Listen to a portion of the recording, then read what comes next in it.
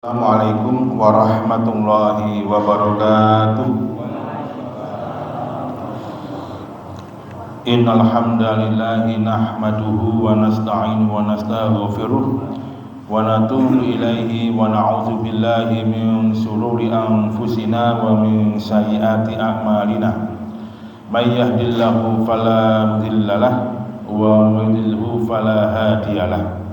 Asyhadu an la ilaha illallah wahdahu la syarikalah wa asyhadu anna Muhammadan abduhu la nabiyya ba'dah wa la rasula ba'dah. Nusalli wa nusallim ala habibina Muhammadin sallallahu alaihi wasallam wa ala alihi wa ashabihi wa man tabi'ahum bi ihsanin ila yaumiddin. Faqala ta'ala fi kitabil karim, a'udzu billahi minasyaitonir rajim, bismillahirrahmanirrahim. Ya ayyuhalladzina amanu taqullaha haqqa tuqatih wa la tamutunna illa wa antum muslimun. Jamaah rahimakumullah, yang pertama mari kita senantiasa untuk selalu bersyukur kepada Allah Subhanahu wa taala. Hari ini sudah masuk di bulan Sya'ban. Artinya tinggal 1 bulan masuk di bulan Ramadan. Tentu kita berharap mudah-mudahan tetap pinaringan wilujeng rahayu sirul afiyah, sehingga kita bisa bertemu dengan bulan Ramadan dan bisa maksimal beribadahnya. Allahumma amin. Yang kedua, selawat ma'asalam selalu tercurah bagi kita Nabiullah Muhammad SAW. Beliau jauh-jauh hari 14 abad yang lalu sampun maringi kita ini peringatan bahwa usia kehidupan manusia itu sangat terbatas, tidak ada yang abadi, semuanya akan berakhir dengan kematian. Dan ternyata beliau dawuh, inna a'maru ummati baina sittina wa sab'ina sanatan. Sesungguhnya rata-rata umur umat itu antara 60 sampai 70 tahun. Kalau ada yang lebih dari itu, maka itu bonus, tetapi enggak banyak. Maka harus mengatakan wa aqallu minhum min juz'in zalika, dan sedikit dari mereka itu yang lebih dari usia tersebut.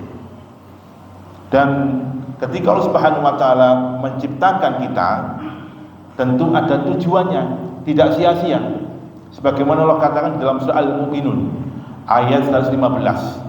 Bismillahirrahmanirrahim. Afa hasibtum annama khalaqnakum abatsa wa annakum ilaina turja'un. Apakah kamu itu mengira bahwa sesungguhnya kami ini menciptakan engkau dalam keadaan sia-sia, dan nanti engkau juga mengira tidak akan dikembalikan oleh Subhanahu wa taala.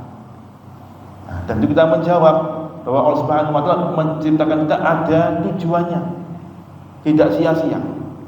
Apa tujuan kita diciptakan? Tentu untuk beribadah, sebagaimana yang kita pahami bersama. Nah, jemaah, inilah yang namanya pertanggungjawaban kelak kita fi yaumil akhir. Meskipun umat Rasulullah itu adalah umat yang sangat istimewa, jenengan ini adalah umat yang sangat istimewa dibandingkan dengan umat yang lain. Kenapa istimewa? Karena kita punya nabi yang juga istimewa.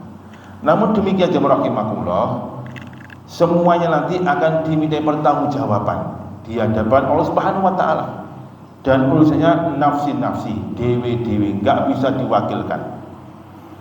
Sehingga kalau kita tidak memanfaatkan waktu kehidupan sebaik-baiknya, maka kita akan rugi kelak fil akhirah.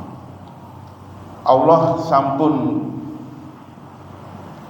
bersumpah di beberapa surat Al-Quran. Misalkan yang kita paham surah Al-Asr, wal asri, dan demi masa, demi kehidupan. Kenapa Allah Subhanahu wa taala bersumpah dengan makhluknya yang bernama masa atau kehidupan? Karena masa atau kehidupan itu adalah modal kita jamaah Allah. Waktu adalah modal kita yang paling utama. Ada orang itu diberikan waktu kehidupan sampai dengan misalkan 20 tahun, 50 tahun, 60 tahun, semuanya akan diminta pertanggungjawaban. Ada pegawai misalkan, kalau kerja Masya Allah luar biasa, cekloknya jam 7 udah ceklok, nah, padahal masuknya jam setengah 8, dan dia menjadi pegawai teladan. Kehidupannya seperti itu, tapi sayangnya rumah tempat tinggalnya hanya berjarak 10 meter misalkan dari rumah Allah, nggak pernah dia kunjungi. Berjarak 20 meter nggak pernah dia kunjungi, tapi tempat kerjanya 5 kilo, 10 kilo, 20 kilo, subhanallah, dia datang lebih awal dan jadi teladan. Ini kerugian jemaah rahimakumullah. Ada orang yang ditanya, kamu mau usaha, apa yang kamu inginkan? Modal, Ustaz. Modal itu apa? Ya uang. Kalau nggak ada uang nggak bisa usaha. Enggak, jemaah rahimakumullah. Modal yang paling pertama adalah waktu, kesempatan. Ini yang paling penting. Ada orang itu membawa uang miliaran rupiah misalkan, tapi ketika dia gagal dalam memanfaatkan waktu kehidupan, ketika dia mati, nggak dibawa itu uang itu, nggak dibawa. Di dalam hadis dari sahabat Mu'adz bin Jabal, riwayat Imam At-Tabrani dan Imam At-Tirmidzi, sanadnya jayyid, matanya pun juga jayyid, sehingga derajatnya sahih.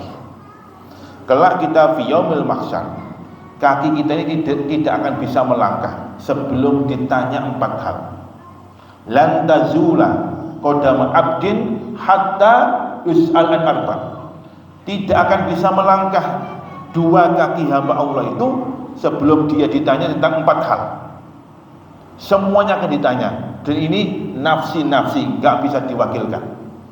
Yang pertama kata Rasulullah, wa an umrihi fima afna, tentang umur kehidupannya, untuk apa dia habiskan. Kehidupan ini sangat cepat jemaah rahimakumullah.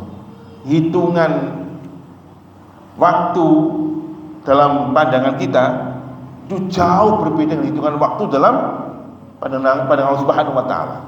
Makanya di dalam banyak firman-Nya Allah selalu berfirman, wa inna sa'ata qaribun, sesungguhnya kiamat itu sangat dekat, kata Allah. Sangat dekat jemaah. Namun kalau misalkan Allah dawuh kiamat nanti 3 hari akan terjadi, 3 hari akan terjadi, telung dino. Loh, cepat kan telung dino itu? Tetapi dalam hitungan Allah berbeda. Wa inna yauman 'inda rabbika ka'alfi sanatin mimma ta'udun. 1 hari ya, di sisi Allah itu sama dengan 1000 tahun hitungan kamu di dunia ini. Dados menawi Gusti Allah matur kiamat tinggal 3 hari jaraknya. Berarti tahun berapa? 3000. Saya kira tahun berapa? 2026 si ado ternyata. Memang kita jadikan kesempatan umur usia kita ini. Tapi kan ada kematian yang datang sakolo-kolo. Nah, ada orang-orang kelak ini jemaah rahimahullah digambarkan di dalam surat Fatir, bagaimana orang-orang itu menyesal ketika dia itu tidak memanfaatkan umur kehidupannya. Wahum yastalihuna fiha, mereka itu di dalam neraka itu berteriak-teriak ketika dia gagal memanfaatkan umur kehidupannya, kemudian dia masuk neraka, dan mereka berteriak yastalihuna fiha, teriak-teriak. Apa yang dia teriakkan? Rabbana akhrijna, do Gusti Allah, keluarkanlah kami dari neraka ini. Kemudian na'mal sholihan gurukuna ladzi na'mal, kami berjanjikan beramal soleh yang dulu tidak pernah kami kerjakan. Menyesal jemaah ya. Tapi Allah menjawabnya, awalam mu'ammirkum, bukankah aku telah memanjangkan usia kamu? Kamu berusia 60 tahun, 70 tahun, untuk apa usia itu? Bahkan Allah katakan waja'akumun nadhir, dan telah datang kepada engkau itu an-nadhir, peringatan. Ibnu Abbas ketika ditanya tentang ayat ini, ya Ibnu Abbas, mauwan nadhir, apa itu nadhir? Kata beliau, kata santrinya itu, beliau menjawab saibun, uban. Terus uban ini adalah tanda bahwasanya kita sampun sepuh, sudah tua ya, sudah tua. Ada orang itu jamaah Wis tuwek kadang gak merasa tuwek. Ya, pernah saya itu nyangkruk sama teman-teman di kopi giras, ngerti jenengan? Ya, ngopi di kopi giras. Ada orang tua yang asik main HP. Nah, saya penasaran. Saya apen-apen, ternyata main game loh. Wis tuwek sing seneng main game. Ya. Betul ya. Nah, saya teringat dengan pepatah Arab yang menyebutkan man syaba alai, ya barang siapa yang masa mudanya itu terbiasa dengan sesuatu, maka di masa tuanya juga akan terbawa kebiasaan itu. Nek masa mudanya kakek main game, engkau wis tua juga main game. Nah, tapi kalau masa muda jangan optimal di masjid berjamaah, insya Allah masa tua pun juga demikian. Jadi tentang umur kita, ayo kita manfaatkan sebaik-baiknya, karena kematian datangnya tiba-tiba. Yang kedua kata Rasulullah, wa an sababihi fi ma ablahu, tentang masa mudanya untuk apa dihabiskan. Nah, fenomena yang sekarang muncul itu jam rahimahullah, kalau ada pengajian salat berjamaah iku rata-rata wong kewut-kewut alias tuwek sing enom bisa dihitung dengan jari. Nah, kita ini kan punya anak, punya cucu, ayo kita ajak untuk salat berjamaah. Jangan kalah dengan mereka.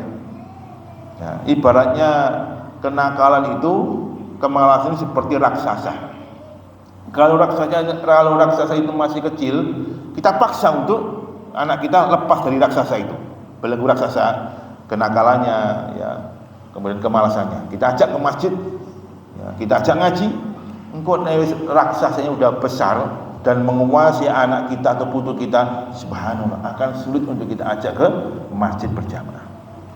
Di mana-mana fenomena seperti itu. Masa muda dipergunakan untuk hal yang tidak baik. Ya, nonton jamaah. Yang ketiga, wa an malihi min aina iktasabahu wa fima anfaqahu, tentang hartanya ini, dari mana dia dapatkan dan kemana dia infakkan.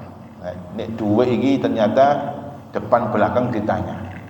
Kenapa kok ditanya? Karena harta itu ya, bikin fitnah. Tetapi Rasul mengibaratkan, kalau misalkan harta itu bisa ngomong, bisa bicara, ya, mereka akan lebih suka dipegang dan disimpan oleh jamaah Masjid Babu Salam. Nah, itulah kenapa Rasul dawuh, ni'mal mal li rajulin shalih. Harta itu merasa nikmat, merasa nyaman kalau dipegang oleh orang yang saleh, orang yang baik. Karena dia akan diinfakkan dalam hal kebaikan. Nah, tapi kalau dipegang oleh orang yang zalim, maka harta ini akan dipergunakan untuk kejelekan.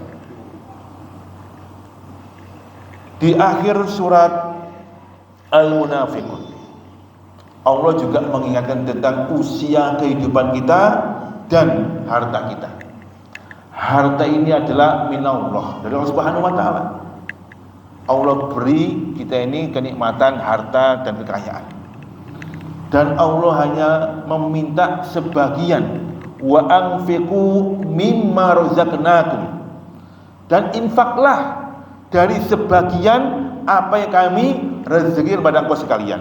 Sebagian jamaah, dan sebagian itu adalah 2,5%, sedikit nih dibandingkan dengan apa yang kita miliki. Tuwitik pol. Misalkan kita punya uang 1.000, kalau misalkan kita hitung dengan 2,5%, berarti berapa? 2.500 tok. Ya. Iku nek tuku rokok tadi piro? Ya. Ya. Jadi 100.000 kita infakkan hanya 2.500 saja, 2,5%. Tetapi ternyata kadang kita ini meletakkan harta itu di hati kita, sehingga kita menutupi kemauan kita untuk berinfak. Padahal Allah katakan, wa anfiqu mimma razaqnakum min qabli ayatiya ahadakumul maut, sebelum datang kematian. Nek wis kematian sudah datang, engkau akan menyesal dengan mengatakan, Rabbi laula akhartani ila ajalin qarib fa asaddaqa wa aku minas sholihin. Duh Gusti Allah, menawi seandainya jenengan ngersakaken usia saya ini ditunda sekedap mawon, maka saya akan berinfak. Jadi semua amal soleh yang terpapar di depan matanya itu, yang dipilih hanyalah berinfak. Tidak sholat, tidak puasa, tidak membaca Al-Quran, tapi fa'asaddaqa, saya akan bersedekah. Kenapa dengan sedekah? Karena sedekah itu adalah amal yang paling gampang untuk kita lakukan, nggak butuh tenaga. Amal yang paling gampang itu sedekah. Kalau sholat, dia harus mengeluarkan tenaga ekstra, berwudu lebih dahulu atau bertayamum lebih dahulu, bergerak dan sebagainya. Gak nutut usianya, karena ajalin qarib, sedikit aja. Apalagi baca Al-Quran, tambahkan nutut mana, karena suaranya sudah nggak bisa. Tapi kalau bersedekah, subhanallah jamaah, ada barcode tinggal tempel, ya selesai. Atau nelpon, Ustaz Eko, ada tanah saya 10 hektar, tak sodakonya lakukan ke Masjid Babu Salam, pun monggo dipakai, selesai, mati ya. Ini sedekah jam Rasulullah. Makanya kemudian kita punya harta ditanya dari mana dan kemana. Kemudian yang terakhir ya, wa'an ilmihi fima amilahi, tentang ilmunya, untuk apa dia amalkan. Hari ini dengan dapat ilmu bersedekah, berinfak, kita diamalkan itu. Kalau nggak diamalkan, jangan akan ditanya, wingi kan dapat ilmu tentang sedekah, sudahkah kita bersedekah? Belum ya, bersedekah ya, itu ilmu. Ini 4 pertanyaan jamaah rahimahullah yang akan ditanya pada kita sekalian. Nah sekarang ketika usia kita seperti ini dan kita masih diberikan kesempatan hidup, apa yang kita lakukan? Imam Ibnu Al-Jauziyah menyatakan dalam kitabnya, setidaknya ada 5 amalan penting yang wajib kita laksanakan ketika Allah Subhanahu wa taala masih memberi kita ini kehidupan hari ini. Karena waktu jamaah rahimahullah hanya mengenal 3 macam. Yang pertama, kemarin selesai, sudah kemarin, nggak bisa kita kembalikan lagi. Wis mari, tinggal penyesalan atau mengambil ibrah, pelajaran. Yang kedua, kemarin besok masih gaib sifatnya, belum tentu kita bisa sampai ke masa besok. Makanya Umar bin Khattab mengatakan, fa idza asbahta falatang dari subah, falatang dari masa. Kalau kamu sudah di pagi hari, jangan pernah berangan-angan bisa sampai di sore hari, karena belum tentu. Fa idza amsaita falatang dari subah. Kalau kamu di sore hari, jangan pernah berangan-angan bisa sampai ke besoknya. Tadi besok masih gaib sifatnya. Nah, yang ketiga, waktu sekarang ini. Ini adalah waktu waqi'iyah yang kita hadapi dan pasti terjadi. Nah, apa saja amaliyah yang kita lakukan untuk meraih kebaikan di sisa usia kehidupan kita ini? Yang pertama, jamaah rahimahullah, yang wajib kita lakukan menika hifdzul iman, kata beliau. Menjaga iman. Ini modal utama kita, pondasi kita. Jangan sampai lepas iman itu. Iman itu jamaah rahimahullah lawan dari kesyirikan. Makanya banyak orang mengatakan, mudah-mudahan kita dapat syafaat Kanjeng Nabi. Ya, ngoten nggih.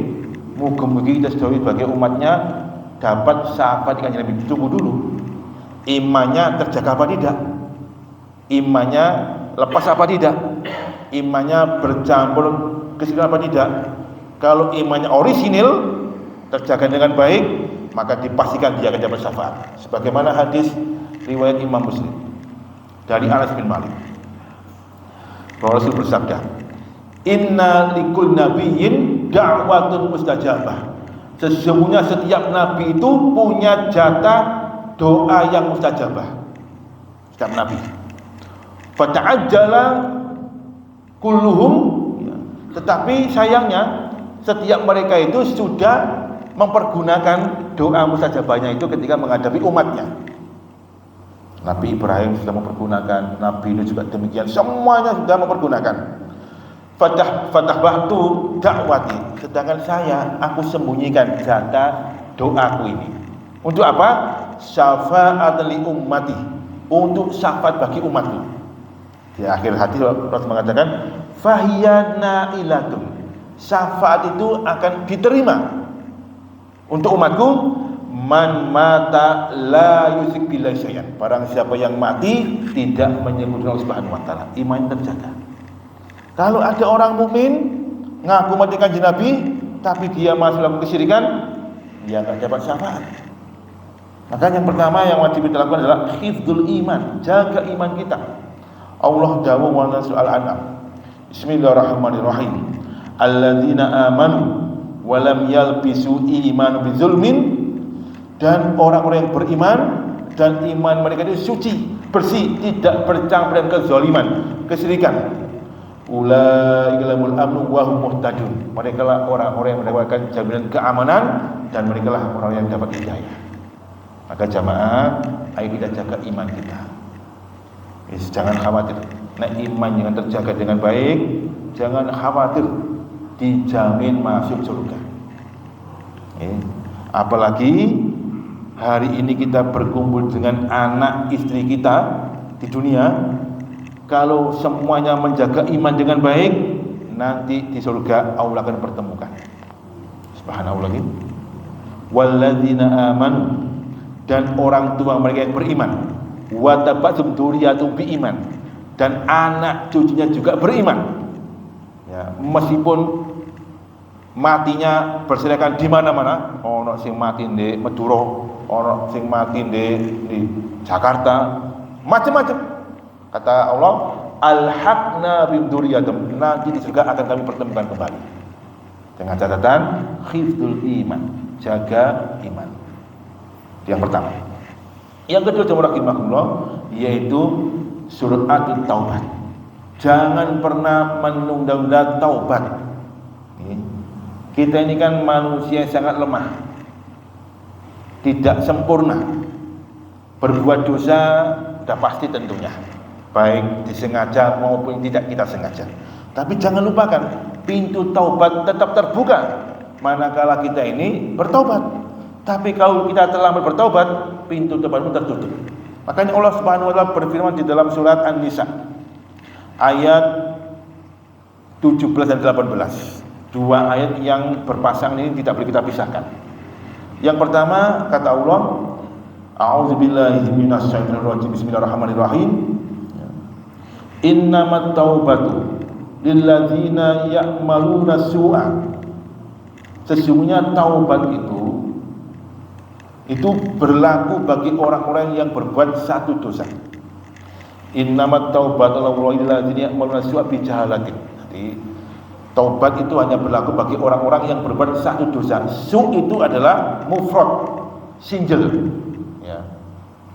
Berarti dia berbuat dosa, summa yatubuna min qarib, kemudian dia segera bertobat, tidak menunda-nunda.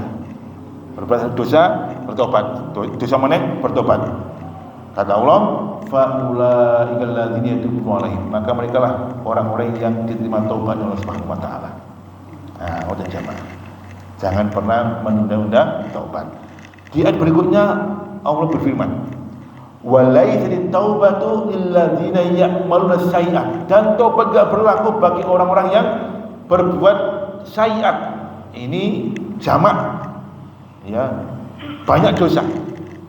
Berarti dia menunda-nunda taubatnya. Engko ae nanti wis masisan dirabel satu pekan sekali. Nah, tiba-tiba hatta hadratul maut, ketika datang kematian. Jenenge mati ku kan ada mukodimahnya, juga ada tanpa mukodimah. Kalau ada mukodimahnya enak, loro dhisik. Nah, dengan kalau sakit itu harus bersyukur. Ini tanda-tanda ini akhir usia kehidupanku. Maka ada kesempatan untuk bertobat. Tapi kalau gak ada mukodimahnya kisi soro, enak-enak sepeda motoran tabrak Facebook mati. Ayo, gak kober bertobat. Nah, kemudian ya, ketika datang kematian, dia berkata, qala inni tubtu an, tu Gusti Allah, saya sekarang bertaubat. Setelah berjamaah, walalladzina yamutuna ila wa kufar, kata Allah. Orang seperti ini tidaklah mati kecuali dalam keadaan mati kekufuran. Maka yang kedua adalah, mumpung kita masih dalam usia kehidupan, jangan pernah menunda-nunda taubat. Dan taubat yang paling simpel adalah beristighfar. Cukup mengucapkan astagfirullah. Sakit? Ya. Ditanya sahabat Abu Hurairah, kaifa kana istighfar Rasulullah? Bagaimanakah istighfarnya kanjeng Nabi itu? Dijawab, qala astaghfirullah. Pun ini istighfar yang paling pendek, astaghfirullah. Nah, kita ini jamaah mengucapkan yang simpel ini, ayo kita biasakan. Astagfirullahaladzim, astagfirullah. Kita biasakan, dimanapun kita berada, kita bahasa disertai dengan banyak beristighfar. Apa janji Allah melalui Rasulullah? Tuba liman kana wajada fi sahifatihi istighfaran katsiran. Sungguh beruntunglah seseorang itu bila ditemukan di dalam sahifah catatannya kelak itu banyak istighfarnya. Beruntung kita. Ya, cukup astagfirullah. Ya, gawe lawang ya. Tukang lawang ya. Gawe lemari ya, astagfirullah. Ibu nggih ngoten, ngekno kopi bapake, astagfirullah. Sampai gula keliru uyah. Jadi bapake, "Bu, iki kopi kok asin ngeten iki." Anu ya, iku kopi istighfar ya. Ya astagfirullah sama ya.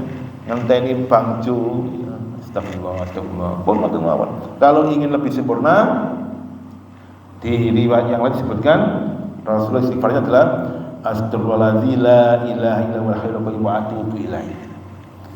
Kalau ingin sempurna lagi pakai sayyidul istighfar. Nah, ini kan luar biasa. Nah, kita ini wajib hafal sayyidul istighfar. Dan kita wajib membacanya 2 kali dalam sehari minimal, yaitu sore hari dan pagi hari. Karena memang jaminannya itu limited edition, kata Rasulullah. Nah, man qala hina asbaha, barang siapa yang di pagi hari dia berkata, Allahumma anta rabbi la ilaha illa anta ila akhirih, ya, mutqinun fi qalbi, dengan penuh keyakinan dalam hatinya. Summa mata fil masa, kemudian di sore hari dia itu meninggal dunia, atau fil nahar, di siang hari, dakhalal jannah, maka dia masuk surga tanpa ada harful ataf, enggak ada koma. Ataf itu koma. Rasulullah mengatakan dakhalal jannah, masuk surga, enggak memakai fadakhalal jannah, maka dia masuk, enggak, atau wadakhalal jannah, dan dia masuk, enggak, tapi langsung dakhalal jannah. Wa man qala hina amsa, dan barang siapa yang mengatakan ketika di sore hari, Allahumma anta rabbil la ilaha illa anta mutqinan fi qalbi, dengan penuh keyakinan dalam hatinya, summa mata fil lail, kemudian dia mati di malam hari, dakhalal jannah, dia masuk surga. Nah, maka jamaah yang kedua, okay, suratut taubah, segera bertaubat, jangan pernah menunda-nunda. Yang ketiga, kata beliau, yaitu al-mubadaratu fil a'mali sholeh, yaitu cepat ya dalam beramal soleh. Tidak menunggu-nunggu. Ada kesempatan beramal soleh, dia bersegera, tidak menunggu-nunggu. Kita baca hadisnya dari sahabat Abu Hurairah bahwa Rasul bersabda, badiru bil a'mali sab'an hal tangdiruna, ya, bersegeralah kamu itu dalam beramal soleh sebelum datang 7 perkara.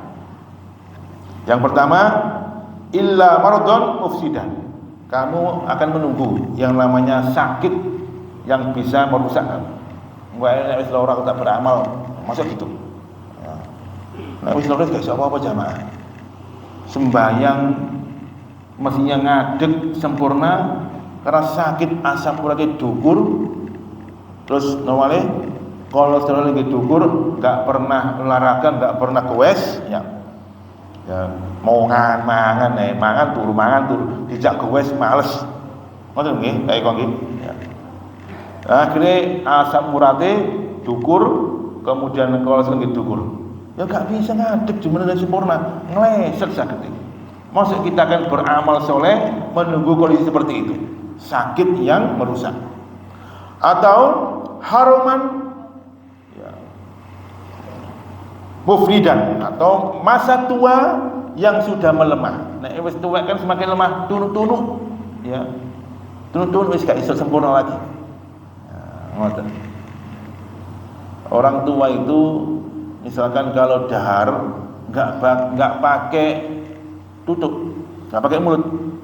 Wong tua itu kalau makan atau minum itu pakai kotak, dia mau makan, iki aman gak iki?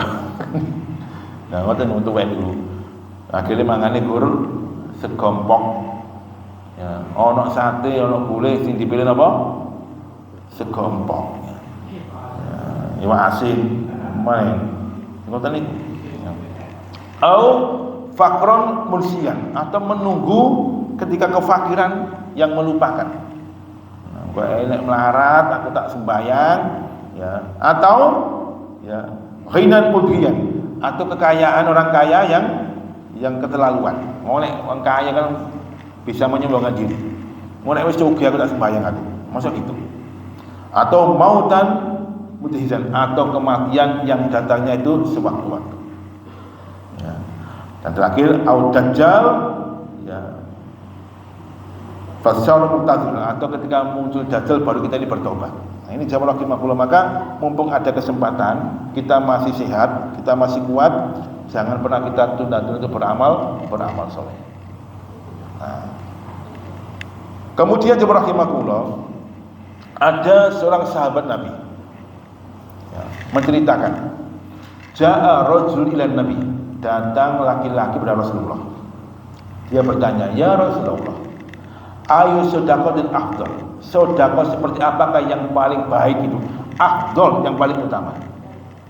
Bila menjawab, antakuna sahihan, engkau ini dalam kondisi sehat ya, kemudian sahihan ya, yaitu medit, sehat tapi medit.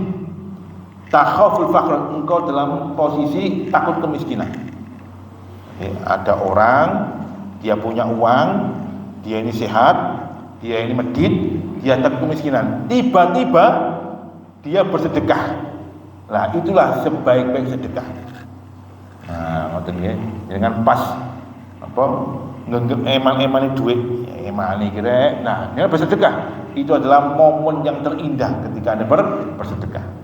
Ini artinya berlomba-lomba dalam kebaikan, bersegera. Sof tadi jamaah rahimahullah, itu harus berlomba-lomba di awal. Ojo nyumbangkan orang lain, nonggo pak, ya ngaji model making, nggak boleh. Kalau dalam masalah ibadah, ya ada kaidah mengatakan al-isaru fil ibadah haram. Mendahulukan orang lain dalam hal ibadah itu hukumnya haram, nggak boleh.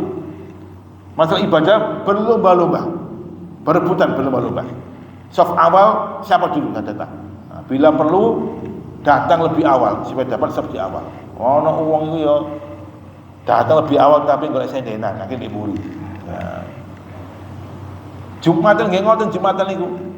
Ya. Jamaah Masjid Babu Salam Jumatan harus datang lebih awal. Ini jamaah ini, ya harus datang lebih awal. Jangan ngenteni nek khotibnya datang, jangan jamaah. Ya, saya ulangi berkali-kali. Jumat itu momen yang sangat istimewa. Sampai Rasul dawuh,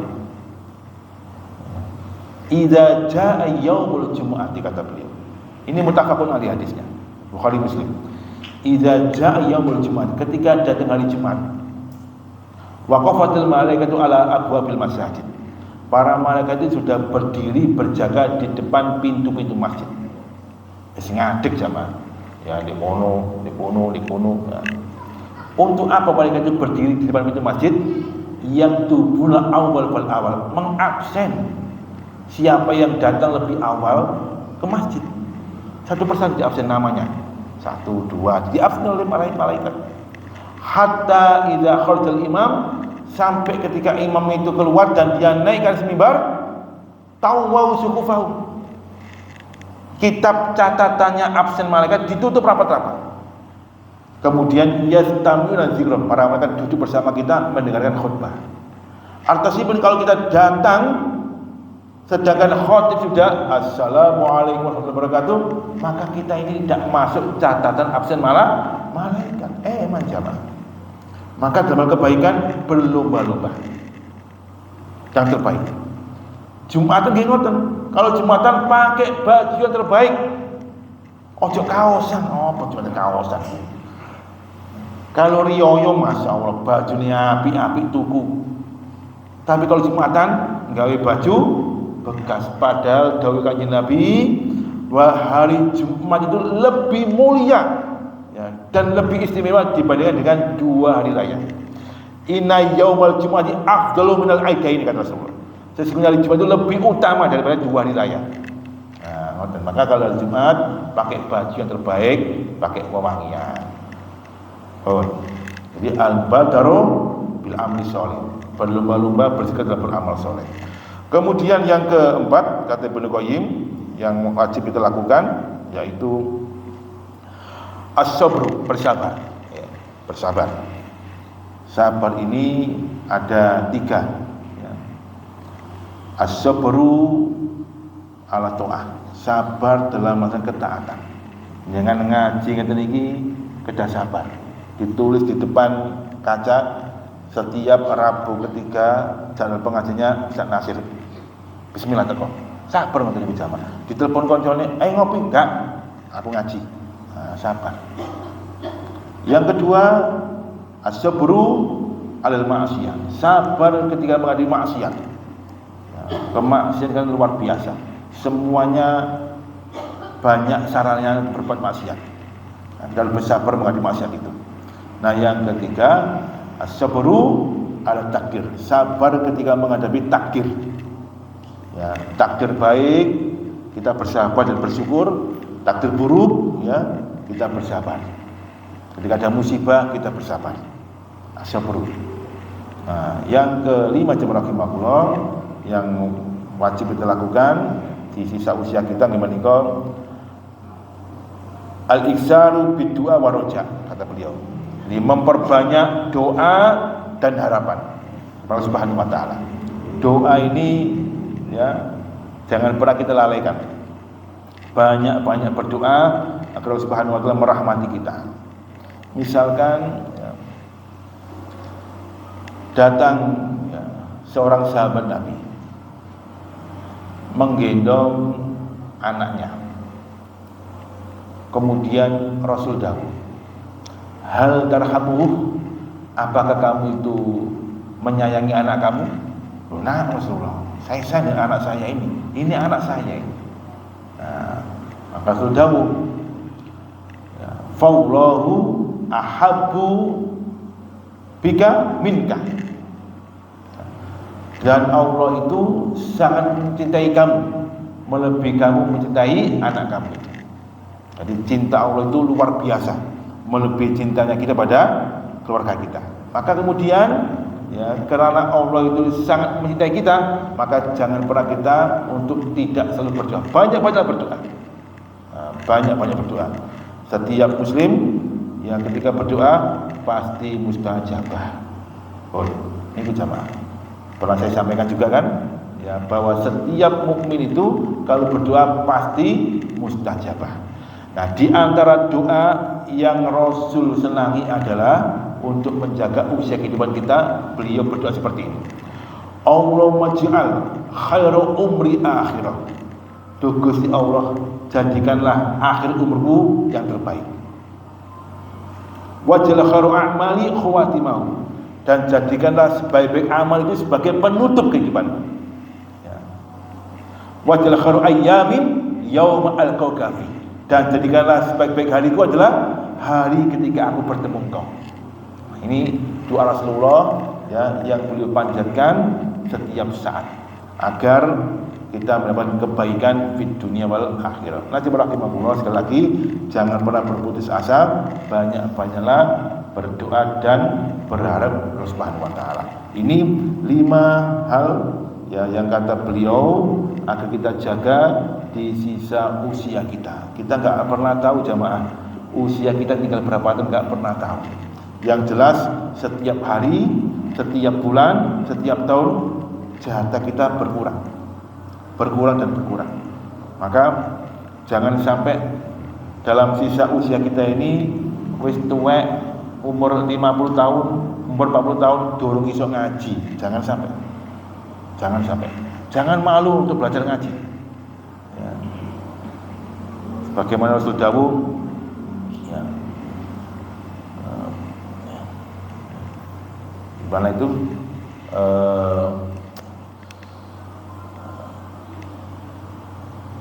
Laisa minna man kana fi jawfihi laisa fil Quran fa huwa kal badil kharab, kata beliau. Bukan dari golongan kami manakala ada orang di dalam dadanya itu tidak ada Al-Quran, dan sesungguhnya itu seperti rumah yang angker. Ya. Jadi jangan malu untuk belajar Al-Quran ya, karena banyak itu ya, udah tua belum bisa baca Al-Quran. Nanti akan ditanya ya, apa kitab kamu? Al-Quran. Bisa baca? Mboten saged ya nopo ngoten niku. Ya harus kita baca. Dan cara yang terbaik untuk memperbanyak amal dan pahala adalah membaca Al-Quran. Karena satu huruf yang kita baca itu sama dengan 10 kebaikan. Bayangkan ya berapa huruf yang kita baca dalam setengah menit atau 1 menit ya, itu kan luar biasa banyaknya. Misalkan Bismillahirrahmanirrahim, itu berapa huruf itu? 19 huruf ya, dan sebagainya. Termasuk anak-anak kita ya. Kita punya anak, kita punya putu ya. Jangan pernah ya, jadikan anak kita itu ketika menghafal Al-Fatihah itu yang murui adalah guru TPG. Jangan ya, kalau bisa Al-Fatihah sing murui bapake atau ibuke atau bayi. Kenapa? Ini ilmu yang bermanfaat. Karena Al-Fatihah itu adalah sab'ul masani, 7 ayat yang dibaca berulang-ulang. Supaya kan kalau anak kita, putu kita itu baca Al-Fatihah bolak-balik, siapa dapat pahala? Ya, orang tuanya, kakeknya yang ngajari anaknya membaca Al-Fatihah. Tapi kalau yang ngajari guru TPG, subhanallah, pahala dipek guru TPG. Ayo, sisa usia kita bergunakan untuk banyak beramal soleh, ya, sehingga insyaallah kita semua nanti dipertemukan Allah kembali fil jannatin na'im. Amin. Demikian aku qouli hadza. Assalamualaikum warahmatullahi wabarakatuh.